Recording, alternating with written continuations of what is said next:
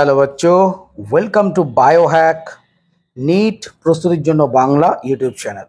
তো তোমাদের আমি দিন দুয়েক আগেই বলেছিলাম যে আমি ওয়েস্ট বেঙ্গলের র্যাঙ্ক অনুযায়ী যে যতগুলো কলেজ আছে, মানে এক থেকে শুরু করে পরপর প্রত্যেকটা গভর্নমেন্ট মেডিকেল কলেজের যে সেফ স্কোর এবং কাট অফ নিয়ে আলোচনা করব।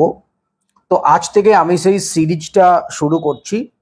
প্রথমেই আমরা যেটা দেখব সেটা হচ্ছে নাম্বার ওয়ান, মানে rank one college Kolkata medical college. আমাদের ওয়েস্ট বেঙ্গলে যখন কাউন্সেলিংয়ের যখন শিডিউল বেরোয়, যখন কাউন্সেলিংয়ের চয়েস ফিলিং বেরোয়, তখন তোমরা দেখবে পরপর কলেজগুলো দেওয়া থাকে।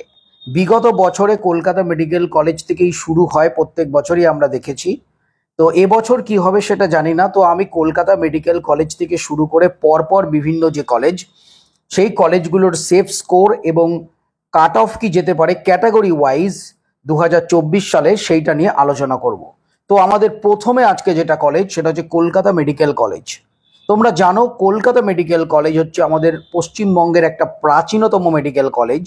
কলকাতা মেডিকেল কলেজ তৈরি হয়েছিল, মানে স্থাপিত হয়েছিল 28শে জানুয়ারি 1835 সালে, এবং প্রথম যে স্টুডেন্ট ভর্তি শুরু করেছিল কলকাতা মেডিকেল কলেজ সেটা হচ্ছে 28শে ফেব্রুয়ারি 1835 সালে।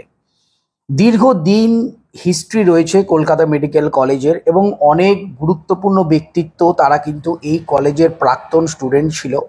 পাশে তোমাদের একটা ছবি দেখাচ্ছি, তোমরা দেখো। তো এই কলকাতা মেডিকেল কলেজের একটা লং হিস্ট্রি রয়েছে। বর্তমানে 2023 সালের তথ্য অনুযায়ী কলকাতা মেডিকেল কলেজ NIRF এর যে র্যাঙ্কিং 45 নম্বর পজিশনে রয়েছে। কলকাতা মেডিকেল কলেজে ইউজি মানে MBBS সিট সংখ্যা হচ্ছে 250। MBBS ছাড়াও কলকাতা মেডিকেল কলেজে BSc nursing, MD, MS, DM, MCH এবং ডিপ্লোমা, এই বিভিন্ন কোর্সগুলো করানো হয়। টোটাল স্ট্রেংথ সব মিলিয়ে মিশিয়ে স্টুডেন্ট স্ট্রেংথ হচ্ছে তোমার 600+। তো এই গেল কলকাতা মেডিকেল কলেজের ব্রিফ হিস্ট্রি। একটা জিনিস দেখো, যেমনি এমসে পড়লে যেমনি একটা তার আলাদা একটা যে সামাজিক যে সম্মান থাকে, মানে এমসের স্টুডেন্ট মানে একটা কিছু স্পেশাল এরকম যেমনি মনে হয়, তেমনি কলকাতা মেডিকেল কলেজের স্টুডেন্ট মানে সে কিছুটা স্পেশাল। যদিও মেডিকেল লাইনে এইগুলো ম্যাটার করে না, কিন্তু তবুও যখন তোমরা পরবর্তীকালে প্র্যাকটিস লাইফে যাবে বা পরবর্তীকালে কোনো জায়গায় তোমরা অ্যাপ্লিকেশন করবে কোনো সার্ভিসের জন্য, সেটা গভর্নমেন্ট বা প্রাইভেট যে কোনো সেক্টরে, কলকাতা মেডিকেল কলেজ থেকে পাশ করেছো মানে সবসময় একটা স্পেশাল, মানে সে খুব ভালো ব্রিলিয়ান্ট, এইটাকে কিন্তু ধরা হয়। আমরা বিগত বছরগুলোতেও সেটা দেখেছি। এবং কলকাতা মেডিকেল কলেজ একটা prestigious college. Kolkata medical college একটা প্রাচীনতম কলেজ, এবং কলকাতা মেডিকেল কলেজে পড়াটাও কিন্তু একটা সৌভাগ্যের ব্যাপার বলে মনে হয়, আমারও মনে হয় এবং অনেকেরও এটাই মনে হয়। তোমরা যারা স্টুডেন্টস আছো, তোমরা যারা 2024 সালে কলকাতা মেডিকেল কলেজ তোমরা পাবে, তোমাদের প্রত্যেকের জন্য আমি কনগ্রাচুলেশনস অবশ্যই জানাচ্ছি। এরপর যখন চয়েস ফিলিং আসবে তোমরা তখন সেই মতো চয়েস ফিলিং করবে। তো কলকাতা মেডিকেল কলেজে 2024 সালে নিটের কাট অফ এবং সেফ স্কোরগুলো নিয়ে এবার আমি আলোচনা করব। জেনারেল মানে ইউআর ক্যাটাগরির ক্ষেত্রে 680+ পেলে তোমরা কলকাতা মেডিকেল কলেজ আশা করতে পারো। আমার এই যে নাম্বারগুলো আমি বলছি কাট অফ, এটা টোটালটাই কিন্তু টেন্টেটিভ, এটা কিন্তু ফাইনাল নয়। এর থেকে 5-10 নম্বর আপার নিচ হতে পারে, তবে মোটামুটি এই রেঞ্জের মধ্যেই যাবে। আমি বিভিন্ন জায়গা থেকে ডেটা কালেকশন করেই একটা এই প্রেডিকশনটা করছি।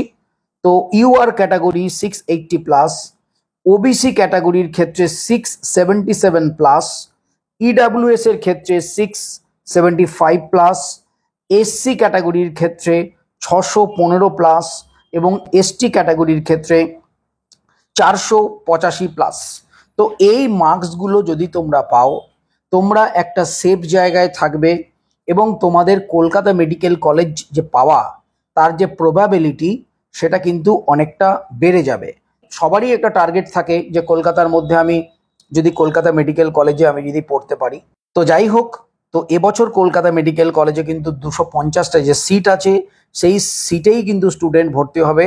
সিট সংখ্যা বাড়ার বা সিট সংখ্যা ইনক্রিজ করার কোনো ইনফরমেশন এই মুহূর্তে কিন্তু কলকাতা মেডিকেল কলেজের ক্ষেত্রে নেই। যদিও দু একটা কলেজের সিট সংখ্যা বাড়ার সম্ভাবনা ছিল, যদিও এখনও এনএমসির তরফ থেকে সেই আপডেটটা আসেনি ওয়েস্ট বেঙ্গলে, এলে তোমাদের জানানো হবে। তো কলকাতা মেডিকেল কলেজের ফাইনাল যে কাট অফ তোমাদের আরেকবার জানিয়ে দিই, কাট অফ এবং সেফ স্কোর। ইউআর এর ক্ষেত্রে 680+, ওবিসির ক্ষেত্রে 677+, ইডাব্লিউএস এর ক্ষেত্রে 675+, এসসির ক্ষেত্রে 615+, এবং এসটির ক্ষেত্রে 485+। আমি এখানে কিন্তু ওবিসির একটা গ্রুপই বলছি, অনলি ওবিসি বলছি, ওবিসি এ ওবিসি বি আলাদা করে বলছি না।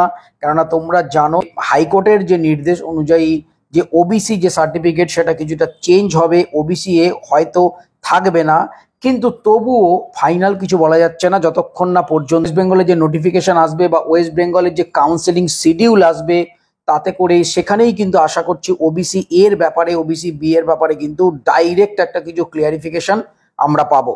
তো স্টুডেন্টস, নিট রিলেটেড ইনফরমেশন এবং লেটেস্ট আপডেট পাওয়ার জন্য চ্যানেলটা অবশ্যই সাবস্ক্রাইব করো, পাশে থাকো। আবার দেখা হবে নতুন একটা কলেজের আপডেট এবং কাট অফ নিয়ে।